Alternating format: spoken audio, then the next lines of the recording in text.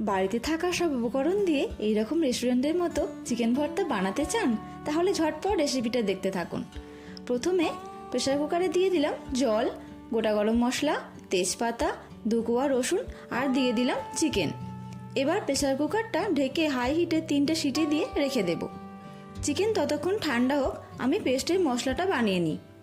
কড়াইয়ে তেল গরম করে ধনে, জিরে, গোটা গরম মশলা, গোলমরিচ, শুকনো লঙ্কা, কাঁচা লঙ্কা, রসুন, আদা, পেঁয়াজ আর দিয়ে দিলাম বাদাম। এবার সব কিছু ভালো করে নেড়ে চেড়ে দিয়ে দিলাম টমেটো। এবার অল্প ভাজা ভাজা করে নিয়ে নামিয়ে ঠান্ডা করে এর একটা পেস্ট বানিয়ে নেব। এদিকে চিকেনটা হয়ে গেছে, চিকেনগুলো নামিয়ে নেব। চিকেন স্টকও আমি রেখে দেব, এটা আমার রান্নার কাজে লাগবে। এবার চিকেনগুলো ভালো করে ছাড়িয়ে নেব। এবার লাস্ট স্টেপ, কড়াইয়ে বাটার গরম করে বানিয়ে রাখা পেস্টটা দিয়ে দেব। এবার এটা কষিয়ে নিতে হবে।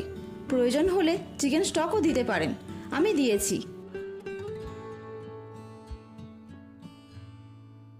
মশলা কষানো হয়ে গেলে চিকেনটা দিয়ে দিলাম।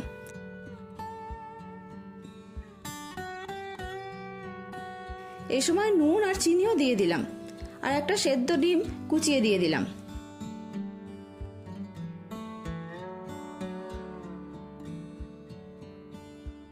সবশেষে ফ্রেশ ক্রিম, ধনেপাতা কুচি, গরম মশলা গুঁড়ো ছড়িয়ে পরিবেশন করলাম চিকেন ভর্তা।